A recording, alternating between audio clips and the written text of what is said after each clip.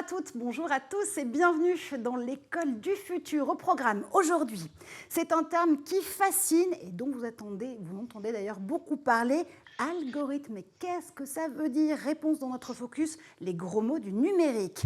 L'idée derrière la tech de Damien Douany aujourd'hui. Damien, tu vas nous aider à nous organiser. Tu es un peu la Marie Kondo des cartables numériques. C'est un peu ça, voilà. Je vais aider à combattre la charge mentale des examens en apprenant à réviser en s'amusant.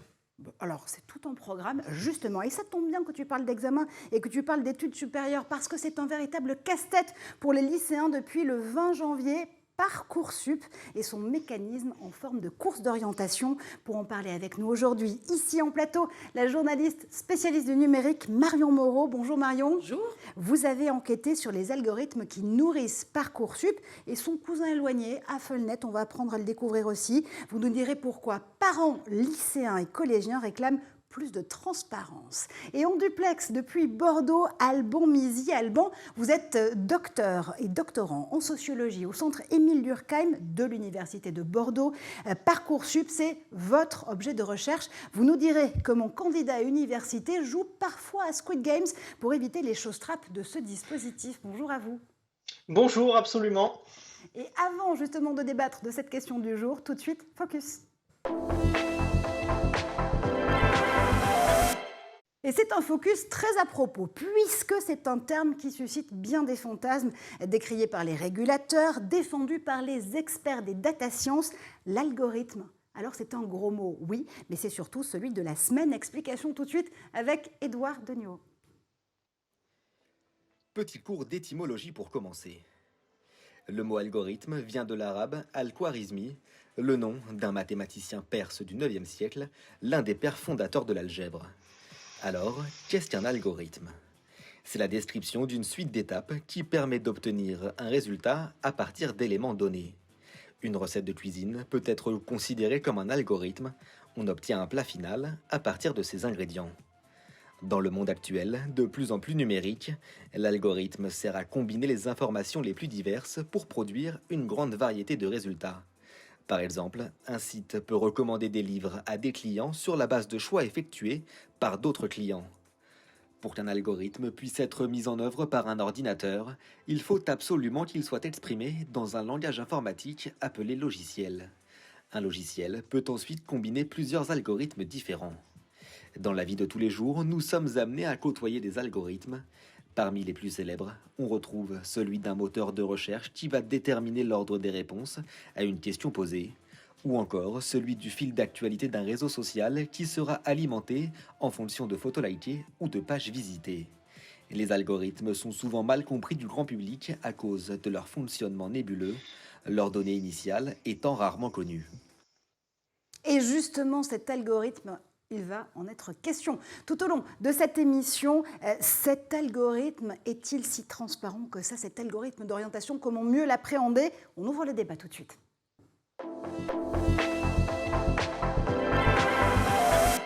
Alors si vous êtes lycéen ou parent d'élèves, vous avez la tête plongée dans Parcoursup en ce moment, et ce depuis le 20 janvier. Depuis 2018, c'est tout simplement la plateforme qui est destinée à recueillir et à gérer les vœux d'affectation des futurs étudiants de l'enseignement supérieur français. Elle gère près de 660 000 étudiants et pas loin de 15 000 formations. Mais pour vous, Marion, Parcoursup, c'est synonyme de quoi ? Alors Parcoursup, c'est effectivement un petit peu, je dirais, la nouvelle ère de l'orientation globale, nationale, des lycéens, des collégiens, des futurs étudiants, des jeunes, des futurs actifs finalement. On vit un changement de paradigme absolu parce que aujourd'hui, cette décision algorithmique, comme vous le disiez, elle concerne évidemment une grande partie de la population française. Elle stresse beaucoup de gens parce qu'elle est opaque, elle n'est pas si transparente que ça. Et en plus, on a entendu au début de la mise en place de Parcoursup, quand même quelques écueils. On se souvient des résultats plus ou moins clairs, de plantage du site Parcoursup. On nous dit il faut que tout le monde puisse nommer ses vœux et finalement écrire un petit peu une partie de sa vie, parce qu'il en est question, c'est de ça dont il est question. Et puis, plantage de site, trop de monde, le trafic explose, et donc ça a fait, je dirais, une mauvaise publicité au début, en fait, de la mise en place de cet algorithme. Et puis, plus globalement, il s'agit tout simplement, en tout cas, je pense qu'on est tous d'accord là-dessus, sur une algorithmisation des services publics, du régalien, c'est-à-dire l'éducation nationale. Et là, ça pose quand même des questions éthiques, ça pose des questions politiques, ça pose des questions démocratiques. Et peut-être on va rentrer un petit peu dans le détail après sur... Absolument. Le temps de recueillir la première réponse d'Alban Mizy. Alban, justement, Parcoursup, c'est votre objet d'étude. Vous êtes, je le rappelle, doctorant en sociologie au Centre Émile Durkheim à l'Université de Bordeaux. Parcoursup, on lui fait forcément de la mauvaise pub. Parcoursup, c'est clair que c'est une réforme et une procédure qui est très contestée. Parcoursup, à pas grand-chose près, ça rime avec déçu. Ça peut effectivement être synonyme d'inquiétude, de dévalorisation de soi aussi pour les candidats, en cela que tout passe par une compétition indéniable entre les candidats. Cette compétition, elle est anxiogène et elle aboutit, in fine, par de la déception pour beaucoup de candidats. J'entends que des mots négatifs là autour de cette table. C'est embêtant parce qu'il y a un véritable paradoxe.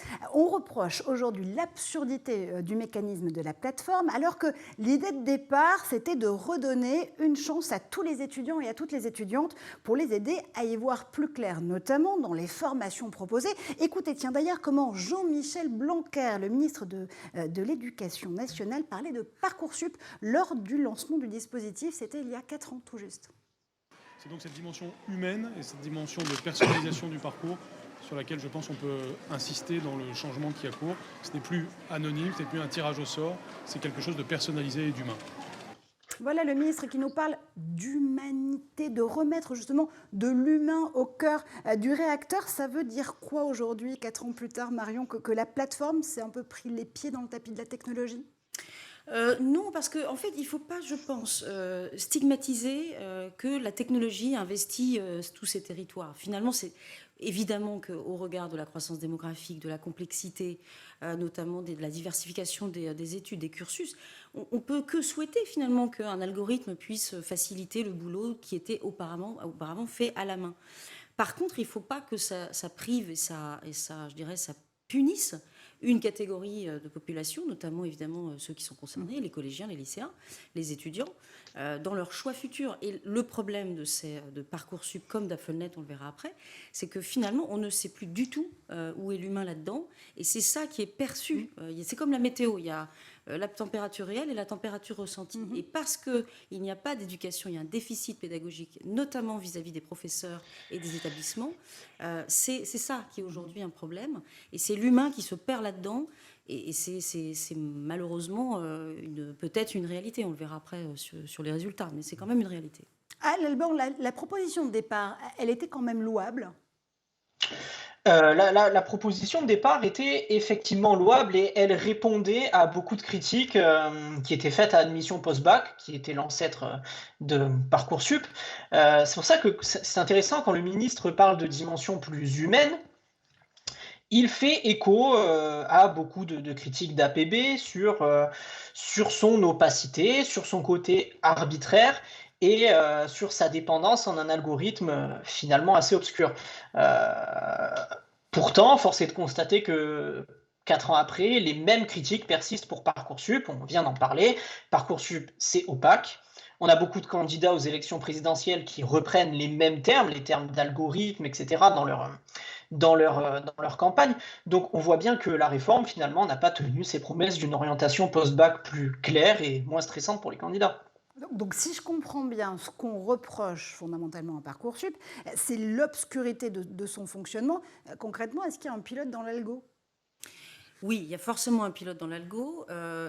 Repartons un tout petit peu avant que je vous réponde, Marjorie. C'est que cet algorithme dont on parle, cet algorithme d'affectation et d'orientation scolaire, que ce soit Parcoursup comme Affelnet, on le verra plus tard, il nous vient des États-Unis. C'est un algorithme qui était d'abord l'algorithme des mariages stables. C'est ça qu'il faut d'abord comprendre, et je suis sûre que l'émission L'École du futur est là pour donner de la pédagogie. Mais oui. Faisons-en de la Mais pédagogie. absolument.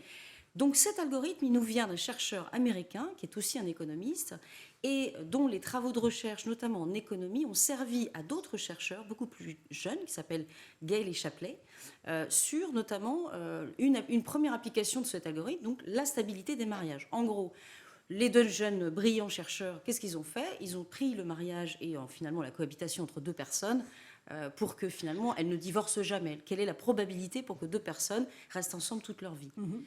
Ça a été évidemment testé, ça a plus ou moins bien marché, et en tout cas, c'est à l'origine, aujourd'hui, de Parcoursup, d'Affelnet, et d'une grande partie, aujourd'hui, des procédés d'automatisation. On en parle dans le don d'organes, aujourd'hui, dans l'affectation des reins, de certains organes. Cet algorithme, c'est le même. Donc, il est commun à énormément d'applications. Je pense que c'est intéressant de le rappeler. Ouais. Qu'est-ce que ça veut dire? Ça veut dire qu'aujourd'hui, si on applique ça à l'orientation scolaire, en gros, il ne s'agit pas de faire rester deux personnes le plus longtemps possible ensemble. Il s'agit là de matcher, c'est ce qu'on appelle les logiques d'appareillement, de matcher entre les vœux d'un lycéen ou d'un étudiant en études secondaires avec les souhaits et les vœux des établissements eux-mêmes. C'est plus du tout la même chose. C'est en ça que c'est un changement de paradigme. C'est-à-dire qu'aujourd'hui, les critères qui sont posés, et on en parlera plus tard, la question des critères est fondamentale. Absolument. Elle n'est justement pas si transparente que ça.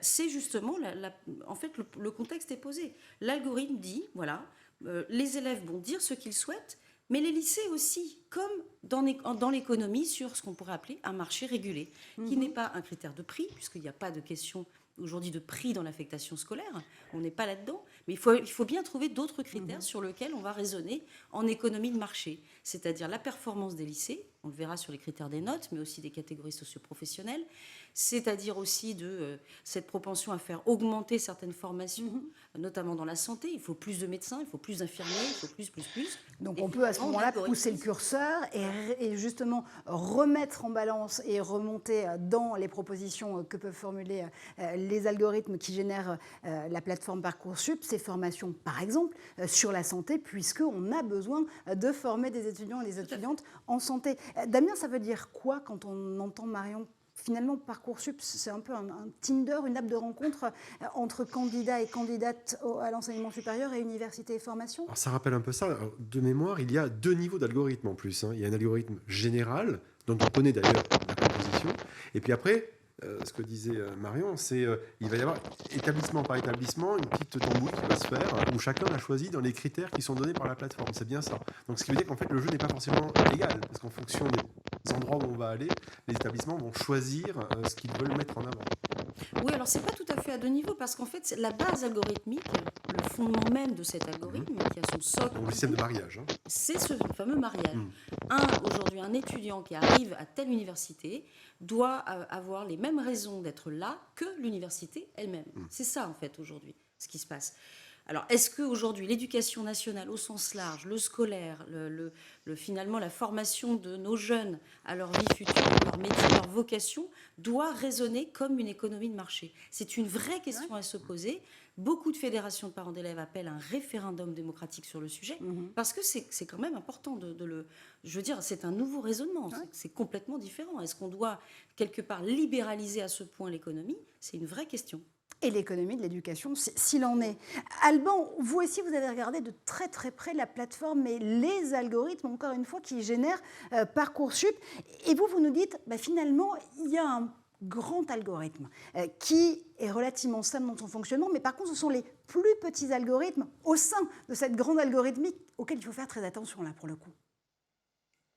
Exactement, et vous avez raison de dire les algorithmes au pluriel, puisque c'est ce qu'on a coutume d'appeler les algorithmes locaux, qui sont propres à chaque commission d'examen des vœux de chaque formation. Et après, une fois les choses faites sur ces algorithmes locaux, l'algorithme général, qui est effectivement peu ou prou un algorithme de Gale-Shapley, les rassemble, les agence et effectue ce travail d'appariement ou de match, comme on dit. Donc là-dessus, c'est exact. Et l'opacité de Parcoursup, elle se situe surtout au niveau de ces algorithmes locaux, notamment du fait du secret des délibérations qui est inscrit dans la loi, qui a été confirmé par le Conseil constitutionnel. Et c'est là tout l'enjeu de ce manque de transparence de la procédure qui est souvent dénoncé. Mais in fine, ça n'est absolument pas un algorithme, ni même une intelligence artificielle, comme on peut l'entendre, qui décide de votre sort sur Parcoursup. Ouais, donc il n'y a pas de Deus ex machina, d'algorithme ex machina qui serait en train de manipuler cette plateforme et ces algorithmes pour finalement pouvoir faire pencher d'un côté de la balance des candidats et des candidates et des formations, si je vous entends bien, Damien. En fait, si je saisis bien, c'est plus un système qui permet de gérer le nombre, le volume d'entrées finalement. Parce qu'à la sortie, on va quand même avoir des humains qui vont faire des tris de dossiers, sachant que déjà à l'époque, il y avait déjà, selon des critères qui étaient spécifiques, déjà Dans des tris. APB, admission post-bac. Exactement. Donc là, est-ce que c'est ça aussi l'enjeu numéro un de ces algorithmes, qu'on ne trouve pas d'ailleurs qu'en France, parce qu'on l'a dans beaucoup de pays européens, même aux États-Unis. Est-ce que c'est ça l'enjeu numéro un, c'est gérer le volume pour ensuite essayer de gérer des cas particuliers? Non, ce que répond, enfin, dans mon enquête que je mène depuis l'été dernier, ce qui est certain, et notamment de la part de ceux qui pilotent Parcoursup et Affelnet que j'ai interviewé, c'est quand même, il y a 3 critères. Il y a le critère effectivement de la gestion, comme tu dis, du volume, du nombre d'élèves en France et d'étudiants. Bien sûr, les millions, plusieurs millions de personnes, c'est pas facile à affecter finalement. Ça se fait pas au doigt mouillé ou à la mano. Ça se fait d'ailleurs quand même un peu encore en partie à la mano, mais c'est quand même compliqué. La deuxième raison de ces algorithmes aujourd'hui, c'est aussi de favoriser, je dirais, une meilleure répartition contextuelle. Je dirais, voilà. D'ailleurs, il y a beaucoup de gens qui déménagent, etc. Donc c'est jouer un petit peu de tout ça. Augmenter aussi un petit peu les capacités scolaires des élèves et de leurs établissements. Et le troisième critère dont on ne parle pas et qui est à la base aujourd'hui des réformes, notamment d'algorithmes sur Affelnet, on le verra après, c'est les choix politiques. Aujourd'hui, sur Parcoursup, la précision n'a pas été donnée vraiment sur un choix politique clair. Sur Affelnet, c'est clairement la mixité scolaire, c'est nommé, c'est mis sur la table et on le sait. Sur Parcoursup, c'est pas tout à fait clair. On n'est pas complètement au fait du choix politique, mais il y en a bien un, ça c'est évident. Et est-ce que dans le choix politique, il y a aussi l'employabilité? Autrement dit, il y a un gros mot qu'on ne dit pas en France notamment, qui est l'université, par exemple, doit accueillir tout le monde. Et si on forme plus de gens qu'il n'y a de postes à la sortie, c'est pas grave. C'est ce qu'on a pu voir. Très bien, c'est une posture qu'on peut respecter, il n'y a aucun problème avec ça, ce qui n'est pas le cas d'établissements privés qui, eux, très souvent, gèrent leur volume par rapport à ce qu'on peut se trouver à la sortie. Est-ce que quelque part, derrière aussi, il n'y a pas cette volonté d'un tout petit peu commencer à rentrer des mécanismes de type, essayons de répartir aussi en fonction de la sortie possible sur le marché de l'employabilité, donc des étudiants en privé comme en public? Là, je pense que tu devrais clairement intégrer le comité Parcoursup ou Affelnet, parce que c'est vraiment ça l'enjeu, en fait, Damien, tu as raison. L'enjeu, c'est quand même de pratiquer son métier, ce pourquoi on a été formé, bien évidemment. Et là, on voit bien qu'il y a quand même une chaîne de valeur qui n'est pas complètement... je dirais mature. Il y a quand même des efforts de la part de l'Éducation nationale, de nombreuses écoles. Moi-même, je vais parler dans des écoles. On m'invite pour parler à des élèves sur mon métier, etc. On voit bien que ça avance quand même.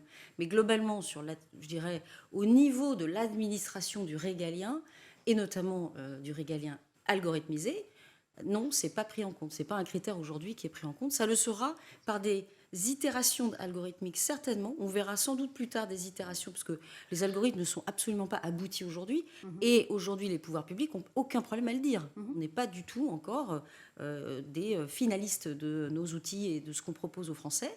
Il y aura des itérations, il y aura d'autres simulations au réel.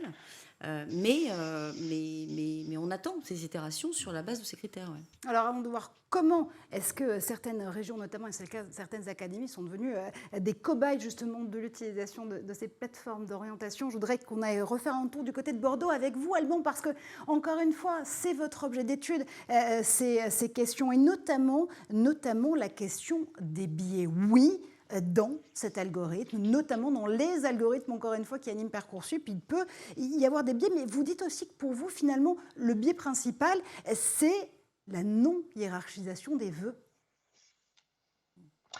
Et alors, il y a un point clé, c'est que la principale limite de Parcoursup, le principal problème de Parcoursup, du point de vue des candidats, c'est que la procédure, souvent, elle est horriblement longue. Elle est horriblement longue parce qu'il y a des listes d'attente, et il y a des listes d'attente parce que les candidats n'ont pas à hiérarchiser leurs vœux par ordre de préférence, donc il y a des doublons, et donc il y a des attentes de désistement. Tout à l'heure, on parlait de l'algorithme de Gay-Shapley pour l'algorithme des mariages stables. Le principe des algorithmes du mariage stable, c'est justement que chaque groupe hiérarchise par ordre de préférence les membres des autres groupes à l'aveugle et sans ex-aequo. Et là-dessus, on a une entorse sur Parcoursup. Et c'est cette entorse qui fait que le jeu des listes d'attente allonge particulièrement la procédure. Alors, ça a été fait pour contrer des logiques d'autocensure, mais on remplace ce problème par un autre problème. Et justement, Alban, est-ce que vous avez des exemples concrets, je la refais beaucoup plus calmement, de lycéens qui se seraient trouvés floués, ou d'universités aussi, par l'utilisation de cette plateforme? Vous les avez écoutés, vous les avez justement observés de très près pour l'enquête que vous menez au centre Émile Durkheim? Moi, je suis un certain nombre de lycéens en amont, pendant et après le processus. Je me rends compte qu'il y a quand même beaucoup d'insatisfaction. Ces erreurs d'orientation s'expliquent par justement le fait que souvent la procédure est longue.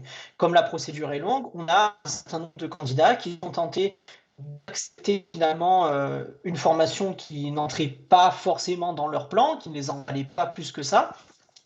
Ce pour tout simplement en finir avec Parcoursup. J'ajouterai à ça que plus on se rapproche du mois de septembre, plus il faut s'occuper de chercher un logement, ce qui peut être très compliqué dans beaucoup de grandes villes. Il faut s'occuper de la paperasse, des APL, du prêt étudiant, de chercher un job étudiant, que sais-je. Il y a énormément de choses à faire. En période de Parcoursup, les candidats cumulent les impératifs. Et ça peut expliquer effectivement l'insatisfaction du résultat final, qui est dénoncé aussi. Oui, tout à fait. Alors, Parcoursup est-il l'arbre qui cache la forêt de l'orientation? On y revient dans un instant dans la deuxième partie de cette émission. Mais avant, on va faire un tour du côté de la planète tech.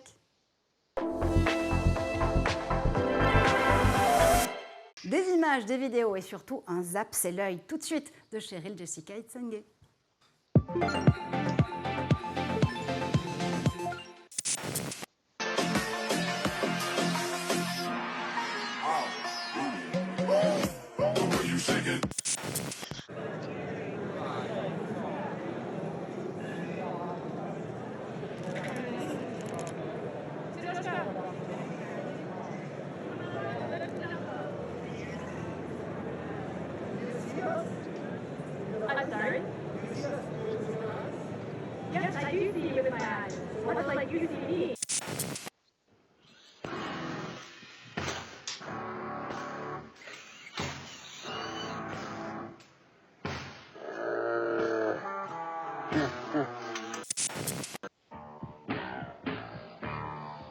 Ouais. Ok, merci.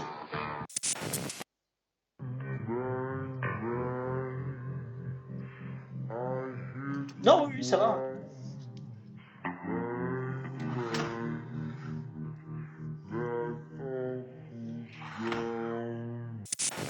This is an absolute lifesaver for people who have to bend down or lay down to work.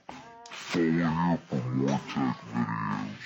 This is called the Human Hoist. Send this to someone.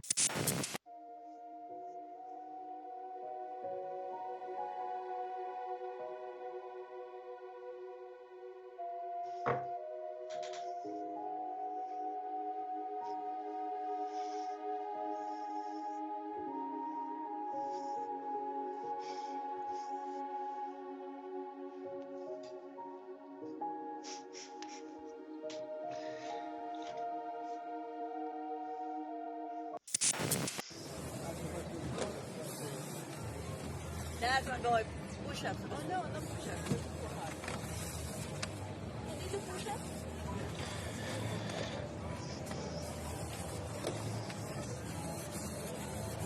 Go, 1, 2.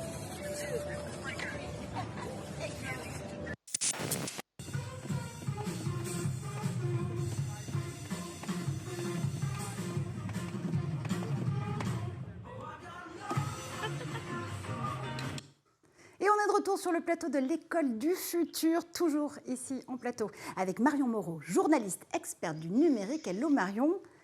Et on est aussi en duplex depuis Bordeaux avec Alban Mizy. Alban, vous êtes chercheur en sociologie. Avant de reprendre notre débat sur Parcoursup et les algorithmes d'orientation, tout de suite, c'est le moment d'une idée derrière la tech. Une idée avec le fan de Bumblebee et de Transformers, comme on vient de le voir pendant ces images, Damien Douany. Damien, tu as la solution pour aider les élèves et les étudiants, ça tombe bien, à rester organisés si toutefois ils deviennent étudiants un jour, parce qu'on ne sait pas avec Parcoursup. Combattre la charge mentale et les examens avec Scribsby. Voilà, alors la première question, Marjorie, c'est comment est-ce que vous révisiez quand vous étiez étudiante? C'est il n'y a pas longtemps. Alors, vu mon grand âge, je ne peut-être pas avec ce que tu as juste là devant tes yeux qui s'appelle une tablette. Alors effectivement, oui, c'est vrai qu'aujourd'hui, on se rend compte que dans les amphis, en général, eh bien, très souvent, voilà, c'est une tablette ou un ordinateur que les élèves ont devant et ils prennent des notes et ils ne regardent plus le prof et ça leur permet de noter ce qui est en train d'être dit. Ok, simplement, on se rend compte que pour une bonne mémorisation, normalement, il faudrait écrire, mais pas écrire avec un clavier, écrire avec sa main. Parce que en réécrivant son cours, on mémorise mieux, parce que la main, tout simplement, qui est le prolongement de son cerveau, eh bien, va activer des zones cérébrales qui vont entrer en jeu dans la mémorisation et la compréhension du sujet. Ça a l'air bête comme ça, mais c'est vrai. Mais on le voit de moins en moins. Donc finalement, c'est bien de prendre un cahier et d'écrire et ainsi de suite. Et donc, ça va permettre aussi de mieux gérer le stress et la charge mentale qui est liée aux révisions par le biais de l'écriture, puisqu'on va déjà un tout petit peu mieux se sentir. Ça, c'est un premier point. Et donc, je vois que tu as une tablette, puisque je vois bien, tu as aussi amené des fiches. Ça veut dire quoi? Que finalement, tu préfères le bon vieux cahier et bloc-notes à de l'écriture numérique? Alors justement, moi j'adore le numérique, bien entendu, mais le fait est que, de par l'exemple que je viens de donner, quand on est étudiant, c'est pas mal finalement d'avoir un bon vieux papier et cahier, mais nous sommes au 21e siècle, et donc on va essayer un petit peu de moderniser ça. Et comment? Eh bien en faisant le lien entre le physique et le virtuel. On ne parlera pas de métavers, on va parler d'un truc très simple qui est le papier. Comment faire? Eh bien, aujourd'hui, il y a plein de solutions qui existent sur le marché. On a bien sûr des stylos qui permettent de numériser, mais des fois la qualité n'était pas parfaite en termes de numérisation. On a aussi les tablettes, bien sûr, sur lesquelles on peut avoir un stylet, mais on ne retrouve pas le plaisir ou on va dire la particularité d'être sur le papier. Donc, c'est quoi le lien entre les deux? Eh bien, heureusement, est arrivé justement Scribsby. Alors Scribsby, c'est quoi? C'est ce qu'on voit devant moi. C'est une gamme de papier, enfin c'est une gamme plutôt de cahiers papier, de notes, voilà, ça c'est les fiches Bristol, on a des cahiers de la marque française Oxford. Mais oui, vous avez eu des cahiers Oxford. Ouais, aussi, oui, on a eu des ça. cahiers Voilà, Oxford. Bon, donc ça c'est un cahier que vous voyez, tout ce qui est le plus classique, normal. Mais vous avez peut-être noté qu'il y a un petit quelque chose de différent sur ces feuilles-là. Il y a des petits carrés, vous voyez, aux différents angles. On aurait presque envie de dire que tu pourrais en faire un QR code. Quasiment, effectivement. Mais c'est un peu ça, quelque part. L'idée, en fait, de cette gamme, qui présente des cahiers, des Bristol, et on va le voir, des fiches, ça permet d'être numérisé depuis une application mobile, qui est donc l'application Scribsby, développée par Oxford. Et ça va permettre donc de numériser, parce que ça va permettre de repérer la feuille et de parfaitement bien la scanner. Génial, ça. Et donc, on va pouvoir ensuite, en scannant tout ça, rapidement, eh bien, on va pouvoir organiser sous forme de cahier virtuel dans l'application qui est trouvable sur smartphone, sur tablette ou sur web. On va pouvoir avoir des cahiers virtuels et donc ensuite on va pouvoir organiser automatiquement ces cours par des codes couleurs qui vont automatiquement se ranger les uns les autres.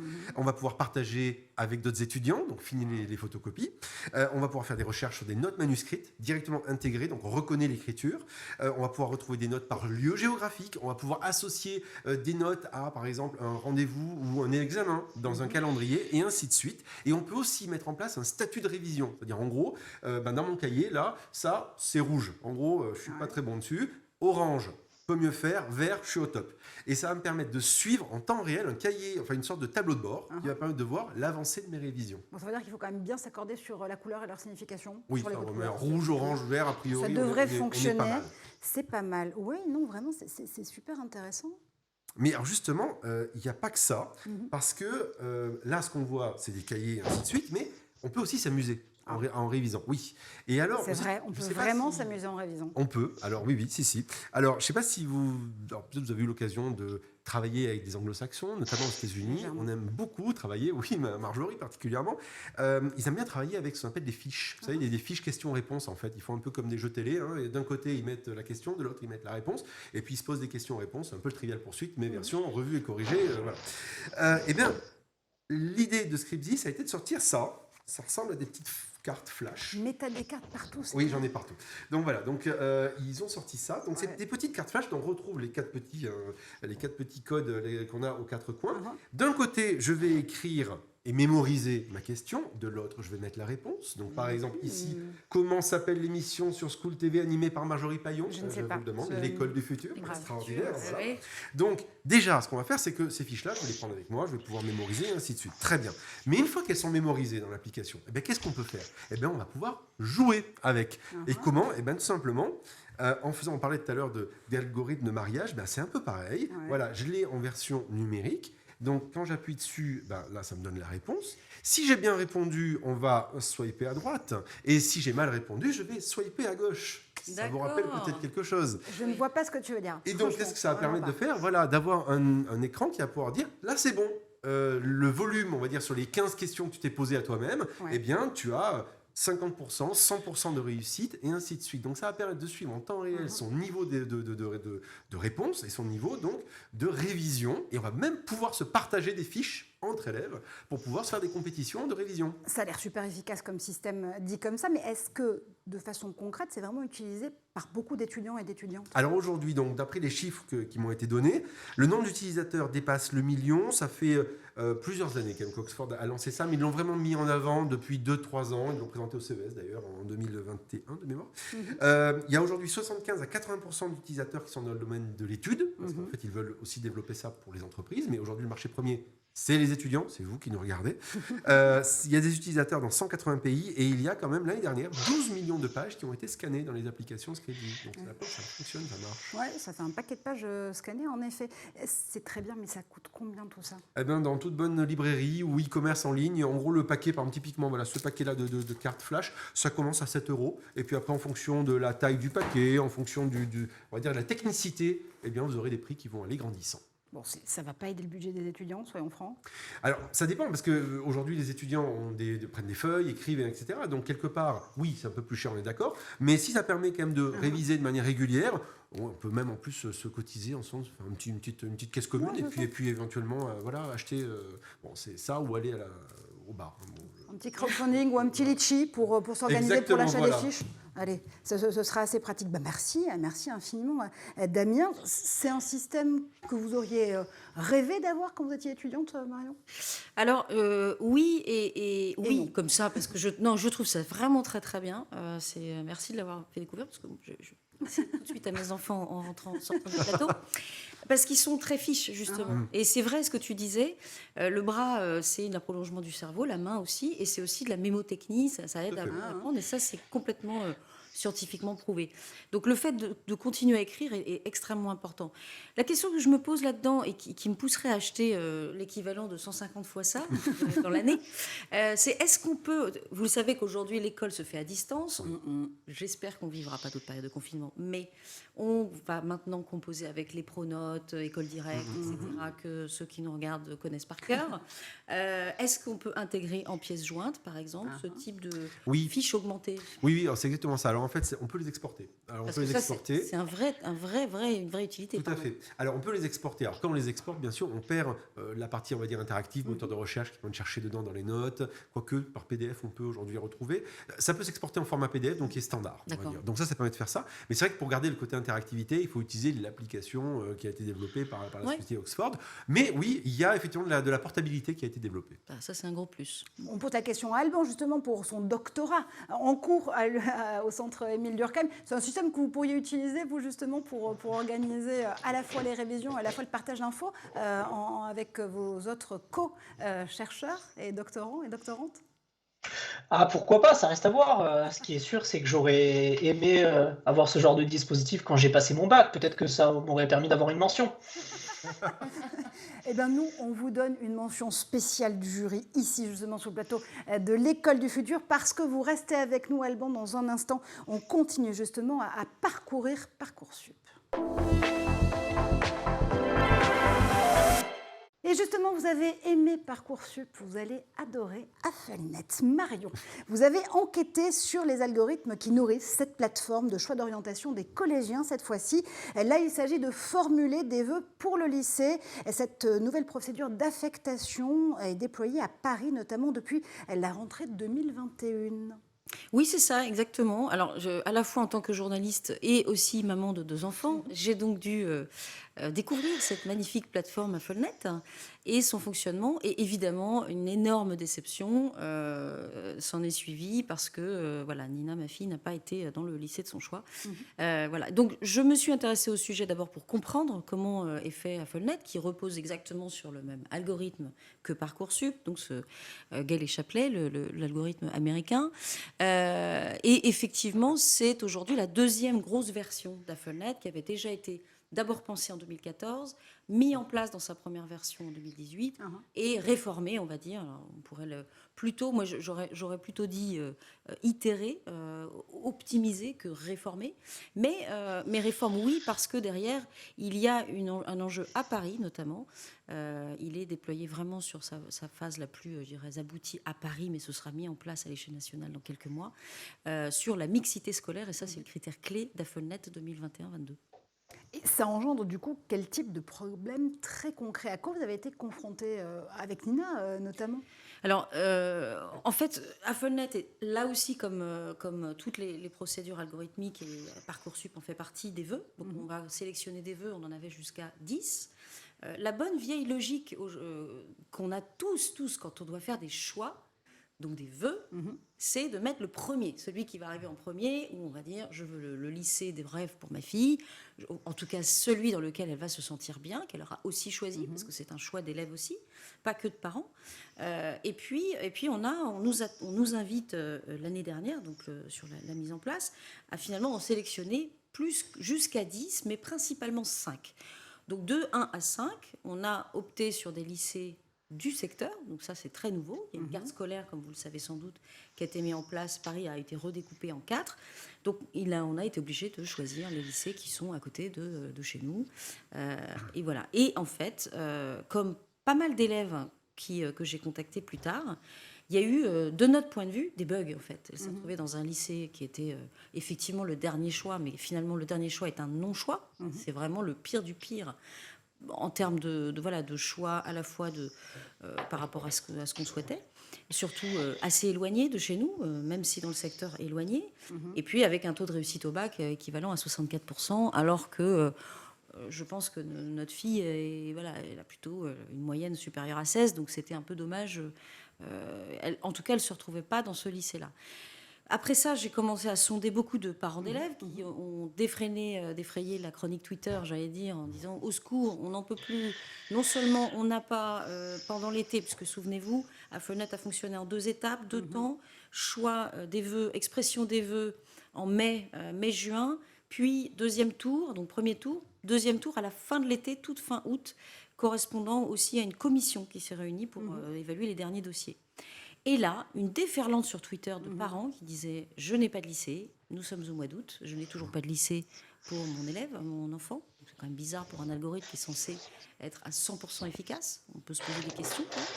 Donc pas d'affectation scolaire pour certains élèves. Vraiment des choix qui sont encore une fois des non-choix pour beaucoup d'élèves parisiens. Bref, et puis surtout...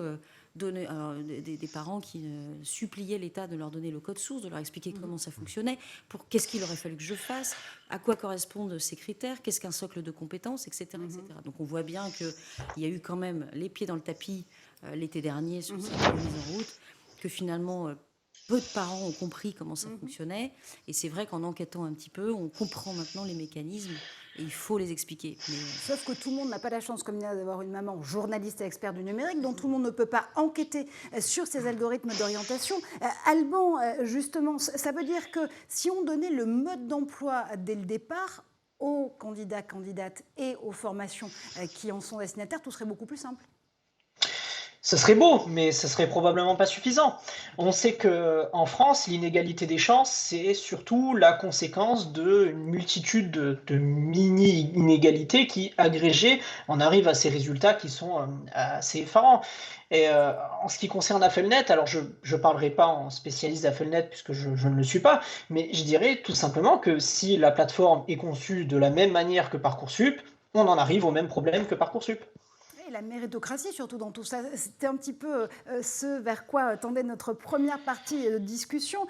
Est-ce que la plateforme peut prendre en compte des paramètres qu'elle hors des datas de départ qu'elle gère. Parce qu'on le disait, notamment dans Parcoursup, il y a toute une feuille de vœux à formuler, mais aussi, il faut aussi se raconter pour les candidats et les candidates, ces lycéens et lycéennes, futurs étudiants dans l'enseignement supérieur français. Alors ça, ce sont des critères justement que la plateforme arrive à pouvoir analyser de la même façon qu'un vœu bête et méchant, listé et numéroté.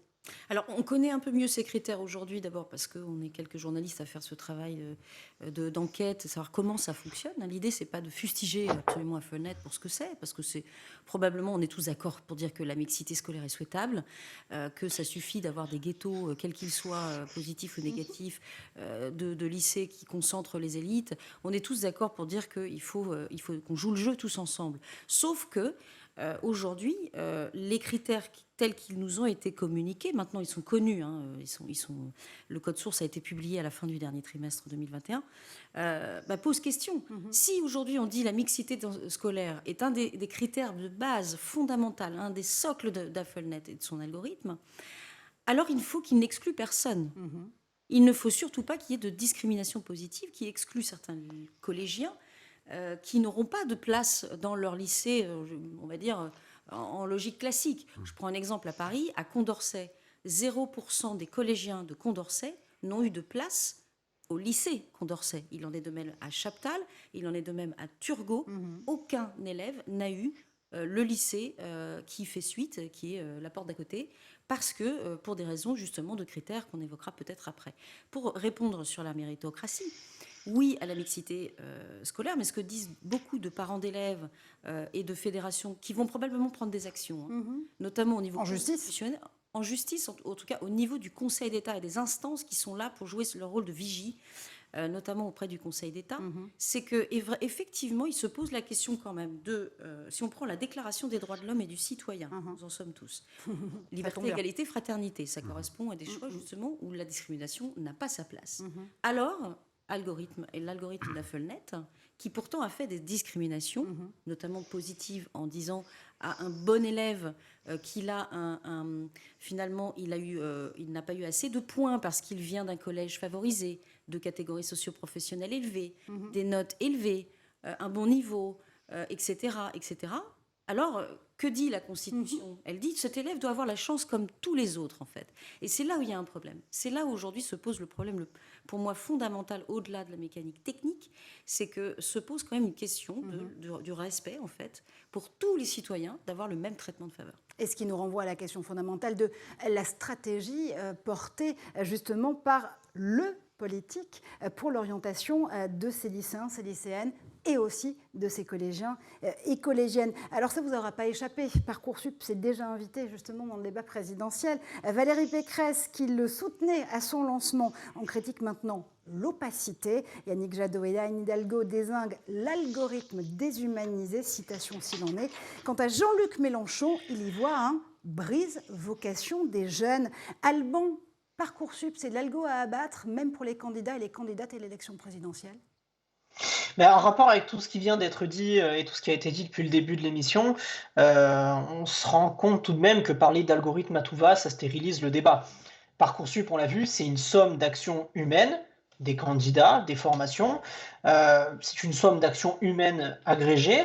Donc en parlant uniquement d'algorithme et en le présentant comme une boîte noire, un peu obscure, voire aléatoire, on oublie totalement, d'une part, la question de la sélection à l'université, parce que c'est la principale nouveauté de Parcoursup, c'est on va sélectionner sur dossier à l'université, alors qu'avant c'était fait par tirage au sort. Là, au moins, vous saurez ce que vous valez. Ça, c'était le premier argument. Et le deuxième problème avec le fait de parler à tout va d'algorithme, c'est que en plus d'oublier la question de la sélection, on survole celle des modalités. Alors, on peut parler de dispositions particulières du processus. On l'a vu, par exemple, la non-hiérarchisation des vœux entraîne une lenteur, et cette lenteur va entraîner des stratégies aussi. Mais en focalisant le débat sur un algorithme, déjà, ça l'obscurcit et ça le stérilise. Très rapidement, car le temps passe très très vite sur le plateau de l'école du futur. Si, Marion, par exemple, vous aviez un conseil à formuler aux candidats et aux candidates à l'élection présidentielle en matière d'algorithmie d'orientation, ce serait lequel? Peut-être comme Alban le suggérait, arrêter de tout mettre sur le dos de l'algorithme et se concentrer sur des vraies stratégies pour l'orientation de ses élèves? C'est d'abord rendre très clair pourquoi aujourd'hui on a besoin, et auprès du grand public, de ces technologies qui, encore une fois, vont amener beaucoup de facilité administrative. On ne peut que s'en féliciter. Mais il faut être clair sur le choix qu'on fait derrière. Il faut être évidemment pédagogue. Il faut expliquer aux Français, expliquer surtout aux profs. On ne l'a pas encore dit, et je le dis très rapidement, on n'a pas éduqué, formé aujourd'hui les profs à remplir AFELNet correctement. Ce qui a donné un paquet d'erreurs, un paquet de critères qui ont été vus de façon très différente d'un établissement à l'autre et d'un élève à un autre. On a des résultats qui ne correspondent pas par manque de formation et de pédagogie. Ça, c'est quand même un point sur lequel les candidats doivent être vigilants. Et puis ensuite, c'est évidemment de prendre en compte la vie des gens. La vie des gens. Il ne faut pas oublier derrière qu'on demande à des étudiants, des élèves de collège, en pleine crise Covid, en pleine recherche de logement, en plein contexte économique difficile, de choisir un petit peu quelles vont être les prochaines années pour eux, dans un contexte qui est hyper difficile et anxiogène. Ça, il faut le prendre en compte aussi. Et on ne le dira jamais assez, la pédagogie, c'est l'art de la répétition. Merci infiniment Marion Moreau pour avoir fait un tour sur le plateau de l'École du Futur. Merci infiniment à Alban Mizy qui nous rejoignait depuis Bordeaux. Merci bien sûr à l'excellent Damien Douany. Damien, tu reviens ici quand tu veux, tu es ici chez toi. Si vous l'avez compris, c'est la fin de cette émission. Merci à vous de nous avoir suivis. On se retrouve très vite sur tous les réseaux sociaux et on se dit à demain ici en plateau.